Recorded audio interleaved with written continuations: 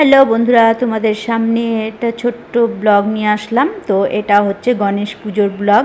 তো বাপের বাড়িতে, কাকার বাড়িতে গণেশ পুজো হয়েছে, সেখানেই গেছি। তো দেখো, আমি এদিকে সকাল সকাল স্নান টান করে সমস্ত পুজো টুজো দিয়ে রেডি হয়ে গেছি। এদিকে পুচকিটাও দেখো রেডি হয়ে গেছে, আমার সাথে যাবে।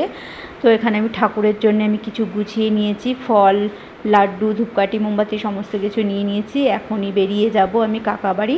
তো ওখানে সারাদিন কি করব না করব সমস্তটাই তোমাদের সাথে শেয়ার করব, দেখতে থাকো। তো বন্ধুরা, যারা আমার ভিডিও দেখো সবাই জানো আমার কাকা বাড়ি বাপের বাড়ি খুবই কাছে, বেশি একটা দূরে না। তো দেখো, কাকা বাড়ির সামনে পুরো চলেই এসেছি।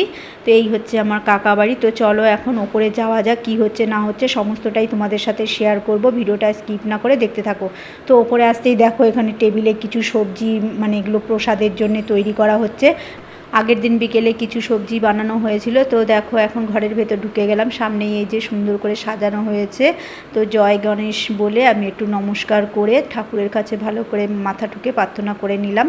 তো এখন চলে যাব ঠাকুর ঘরে। কাকাদের ঠাকুর ঘরটা কি সুন্দর সাজানো গোছানো হয়েছে। তো ওখানে ফল টল সমস্ত রাখা আছে।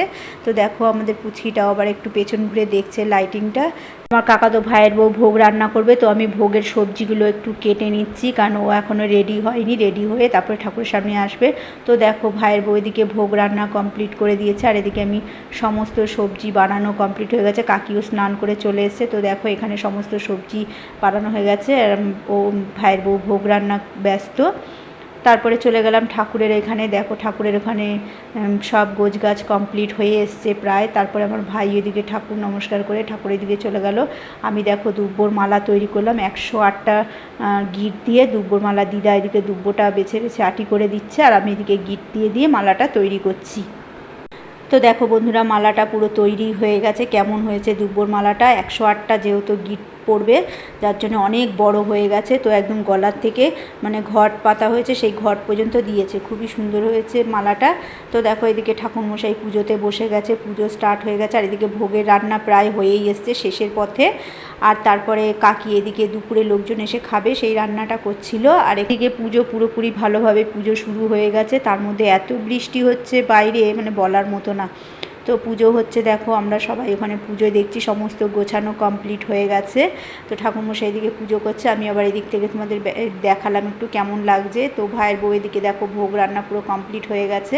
তো ঠাকুরের সামনে এবার সমস্ত কিছু আনা হয়ে গেল। এদিকে বাইরে রান্না হবে প্রসাদের জন্যে। তো রান্নার ঠাকুর চলে এসেছে, কাকা আর রান্নার ঠাকুর নিয়ে ওভেনগুলো নিয়ে গেল।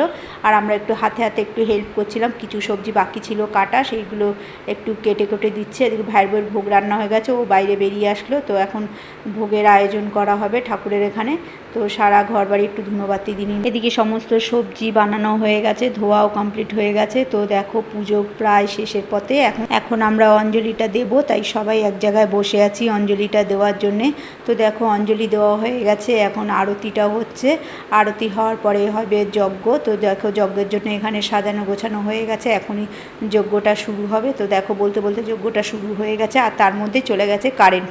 এত অন্ধকার হয়ে গেছে ঘর, যাই হোক যজ্ঞের আলোতে সারা ঘর আলো হয়ে গেছে, ভালো লাগছে সুন্দর। আমরা বসে বসে এখানে যজ্ঞটা দেখছি, আর যজ্ঞ দেখতে আমার খুবই ভালো লাগে। আমার মতো কারা কারা আছে এরকম যজ্ঞ দেখতে খুব ভালো লাগে? আমার তো যজ্ঞের আগুনটা দেখতে এত সুন্দর লাগে। তো যাই হোক বলতে বলতে যজ্ঞ কমপ্লিট হয়ে গেছে, সবাইকে যজ্ঞের ফোঁটা দিয়ে দিল।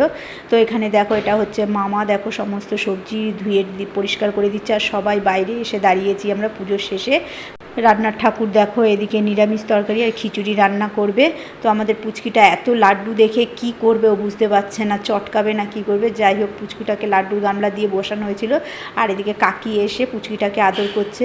তারপরে প্রসাদগুলো এগুলো সমস্ত এক জায়গায় ঘরে নেওয়া হয়েছে। আর এদিকে মেয়ে বলছে, মা তোমার মুখ চোখের কী দশা হয়েছে। তো তারপরে আমরা চলে গেলাম দুপুরে খাওয়া দাওয়া করতে। তো দুপুরের মেনুতে ছিল বাঁধাকপি, বেগুনি আর ডাল। তো সবাই খেতে বসে গেছে, আমরাও খেয়ে নিলাম। এদিকে খিচুড়ি আর নিরামিষ তরকারি রান্না হয়ে গেছে, আমরা একটু খেয়ে দিয়ে রেস্ট নিচ্ছি ঘরে।